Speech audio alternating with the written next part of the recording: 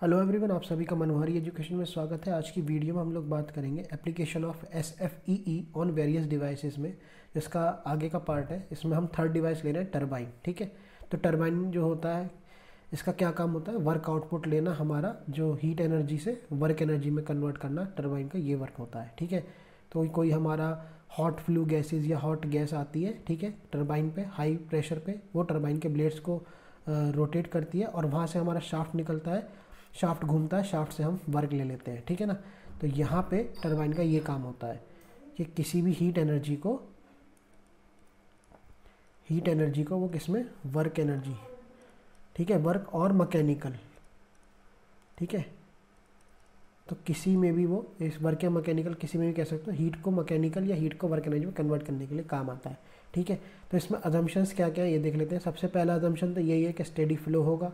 ठीक है, मतलब प्रॉपर्टी में, कोई भी प्रॉपर्टी में, इनपुट आउटपुट में जो है वो चेंज नहीं होगी वो टाइम के साथ में। दूसरा, काइनेटिक एनर्जी का चेंज ज़ीरो होगा और पोटेंशियल एनर्जी का चेंज भी ज़ीरो होगा। कहने का मतलब क्या है, इनपुट और आउटपुट में जो इनिशियल और फाइनल वेलोसिटीज़ होंगी वो सेम होंगी। ठीक है, और जो पोटेंशियल एनर्जी होगी, यानी कि डेटम से जो इनिशियल और इनपुट और आउटपुट या इनलेट आउटलेट का जो लेवल होगा वो सेम होगा। तीसरा क्या है आपका, Q इक्वल टू ज़ीरो, मतलब इंसुलेशन होगी। अब देखो ये टरबाइन हम लोगों ने बना रखा है। टरबाइन में देखो ये इधर से इनपुट है हमारा, ठीक है, यहाँ से हमारी गैसेस गई या हॉट फ्लू गैस गई। ये कम्प्लीटली जो ब्लैक है, ये शेडेड एरिया, ये सारा क्या दिखा रहा है, इंसुलेशन है, और Q इक्वल टू ज़ीरो हम कह सकते हैं। इस टरबाइन से हमारा शाफ्ट निकला हुआ है, ये आउटलेट होता है। ठीक है, ये तो यहाँ से हम क्या लेंगे, कंट्रोल वॉल्यूम वर्क हमें मिल जाएगा। ठीक है, आउटपुट में। तो इस तरीके से हम लोग जितने भी अजम्पशन है उसको SFE में लगाएंगे, मतलब स्टेडी फ्लो एनर्जी इक्वेशन में लगाएंगे, और देखते हैं क्या बनता है हमारे पास बनता है। देखो ये SFE थी H1 plus C1 square upon 2 plus GZ1 plus Q is equal to H2 plus C2 square upon 2 plus GZ2 plus WCV, ये था। अब क्योंकि हमारा चेंज इन काइनेटिक एनर्जी और चेंज इन पोटेंशियल एनर्जी जो था वो ज़ीरो था, इसका मतलब क्या हुआ, तो C1 स्क्वायर अपॉन 2 और C2 स्क्वायर अपॉन 2 आपस में कट गए। ठीक है, ये कैंसिल आउट हो गए कह सकते हैं, क्योंकि दोनों सेम है। और ये GZ1 और GZ2 ये आपस में कैंसिल हो गए क्योंकि दोनों सेम है। तीसरा असम्पशन क्या है हमारा, Q is equal to zero, यानी कि इंसुलेशन लगी हो तो Q हमारा ज़ीरो हो जाएगा। तो फाइनली जो बचा हुआ है अब हमारे पास, देखो लेफ्ट हैंड साइड में H1 बचा है और राइट हैंड साइड में H2 प्लस WCV, इसको लिखेंगे हम लोग। तो यहाँ पे हमारे को मिल गया है कि WCV यानी कि कंट्रोल वॉल्यूम वर्क जो होगा किसका, टरबाइन का। ठीक है, वो किसके लिए बराबर होगा, change in enthalpy between initial inlet और आउटलेट। ठीक है, अब ये जो इक्वेशन है ये तो आपको याद रख लेना, मगर इसके साथ कंडीशन रखनी पड़ेंगी। कैसे, ओपन सिस्टम, वही open system, Q0 delta KE0 delta PE0 और स्टेडी फ्लो।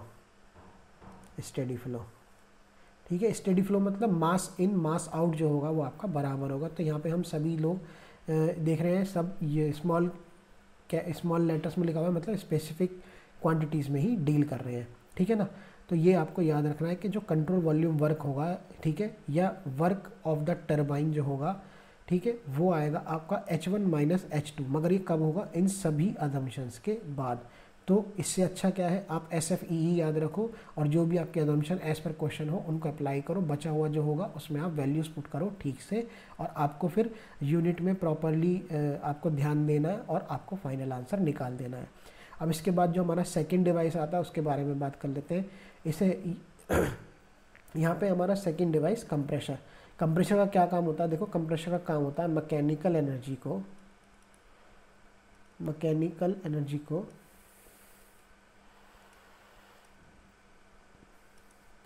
किस में कर देता है, ये हमारा प्रेशर एनर्जी में कन्वर्ट कर देता है। आप ये समझो, प्रेशर एनर्जी, ठीक है ना, मतलब ये किसी भी चीज़ का प्रेशर टेम्परेचर बढ़ा देगा अपने इनलेट से आउटलेट पे जब जाएगा।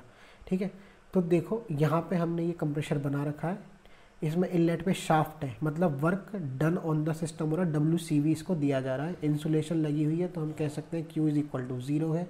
आउटलेट पे देखो हमारा कोई वर्क नहीं है, ये 2 पॉइंट आउटलेट है, इनलेट वाला हमारा 1 है।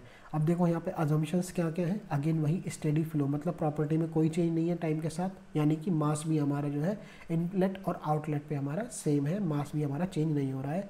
ठीक है, और दूसरा क्या है आपका, डेल्टा के ई ज़ीरो, काइनेटिक एनर्जी का चेंज ज़ीरो है, डेल्टा पी ई ज़ीरो, पोटेंशियल एनर्जी का चेंज ज़ीरो है। इसका मतलब क्या है कि जो आपकी जो फ्लूइड जा रहा है इसमें, फ्लूइड गैस या जो भी कुछ आपका जाएगा इसमें, वो उसका इनलेट और आउटलेट वेलोसिटी सेम होगा, साथ में जिस पॉइंट पे वो जाएगा और निकलेगा, मतलब इनलेट और आउटलेट जो आपके वॉल्व्स होंगे वो दोनों सेम लेवल पे होंगे, उनकी पोटेंशियल एनर्जी में कोई चेंज नहीं होगा। ये हम अजम्पशन मान के चलेंगे।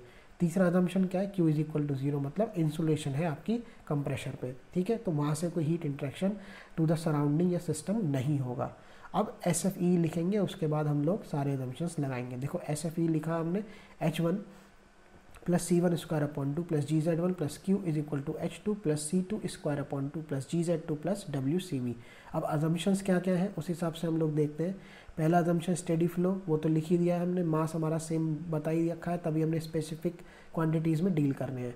दूसरा क्या है, डेल्टा के ई ज़ीरो, मतलब आपकी जो इनिशियल फाइनल वेलोसिटीज़ होंगी वो सेम होंगी, तो ये C1 स्क्वायर अपॉन 2 और C2 स्क्वायर अपॉन 2 ये कट जाएंगी आपस में। इसके बाद पोटेंशियल एनर्जी ज़ीरो, मतलब Z1 और Z2 बराबर होंगे, तो GZ1 और GZ2 आपस में कट जाएगा। इसके बाद Q ज़ीरो का मतलब इंसुलेशन है, तो ये हम ज़ीरो कर देंगे यहाँ पे। तो बचा हुआ जो है हमारे पास लेफ्ट हैंड साइड में H1 है, राइट हैंड साइड में हमारा H2 है और WCV है, ठीक है। तो यहाँ पे हम लोग H1 is equal to H2, देखो यहाँ पे माइनस लिखा हुआ है मैंने, क्योंकि यहाँ पे प्लस है और यहाँ पे माइनस है। ऐसा क्यों है, negative sign is due to work is done on the control volume. देखो मैंने आपको बताया था, ध्यान देना था इस बात पे कि वर्क हो रहा है टू द सिस्टम, ठीक है, इनलेट पे ही वर्क किया जा रहा है। और जब मैंने आपको SFE बताया था, मैंने आपको बताया था राइट हैंड साइड में WCV पॉजिटिव होता है, मगर इसमें वर्क कैसा है, लेफ्ट हैंड साइड पे हो रहा है, तो क्या होगा, लेफ्ट हैंड साइड में आपको WCV क्या लेना है, नेगेटिव, ठीक है। तो इसी वजह से आपको ये WCV जो हुआ वो नेगेटिव हुआ, मतलब work done on the system है, तो ये नेगेटिव होगा। तो यहाँ से WCV क्या आ जाएगा हमारा, H2 माइनस H1। इस इक्वेशन को आपको चाहो याद रख लेना, मगर उसके साथ आपको कंडीशंस याद रखनी है, ओपन सिस्टम, ठीक है, और steady flow, delta K E is equal to zero, delta P E is equal to zero, Q is equal to zero, ठीक है। ये सभी आप अजम्पशंस याद रखोगे इस इक्वेशन के लिए, तभी आप ये इसको अप्लाई कर पाओगे। साथ में अच्छी यूनिट्स रखना, मतलब सही से जो यूनिट हो, इसकी जूल पर केजी या किलो जूल पर केजी, और मास वास का मल्टीप्लाई करके पूछे तो उसको भी आप थोड़ा ध्यान देना। अब यहाँ पे एक चीज़ और है, देखो कंप्रेशर जो मैंने बनाया है वो इनलेट पे कम बनाया है, उसकी एक तरीके से कम हाइट है, और आउटलेट पे आपकी इस लाइन की ज़्यादा हाइट है। ऐसा इसलिए है क्योंकि कंप्रेशर का काम है प्रेशर इंक्रीज़ करना, तो यहाँ पे इनलेट पे जो भी जाएगा वो लो प्रेशर पे होगा, और यहाँ पे जो निकल के आएगा वो हाई प्रेशर पे, इसलिए कंप्रेशर को इस तरीके से दिखाया जाता है, ठीक है। समझ आया, कहने का मतलब आउटलेट वाला जो पॉइंट होगा उसका जो ये डायमीटर होगा एक तरीके से, या उसकी आउटलेट पे हाइट ज़्यादा होगी। हो सकता है आपको कंप्रेशर कुछ इस तरीके से दिखा दिया जाए, ठीक है, मगर ध्यान रखना इनलेट फिर यहाँ से होगा और आउटलेट फिर यहाँ से होगा, ठीक है। तो इस बात का आपको ध्यान रखना, आउटलेट पे प्रेशर ज़्यादा होता है तो ज़्यादा वाले उससे ही आपको ये सब रखना होगा। अब इसी तरीके से हम लोगों ने टरबाइन में देखना है। टरबाइन में क्या है, हाई प्रेशर फ्लूइड जाता है अंदर और लो प्रेशर फ्लूइड बाहर आता है, तो इसलिए ये जो चीज़ होगी आउटलेट की ये कम होती है। तो इस तरीके से ये थोड़ा एक्स्ट्रा इन्फॉर्मेशन थी, कोई इसका ऐसा खास यूज़ नहीं होगा, बस आप याद रखो ऐसा क्यू डायग्राम बनाया जाता है। So thank you for watching this video and stay tuned.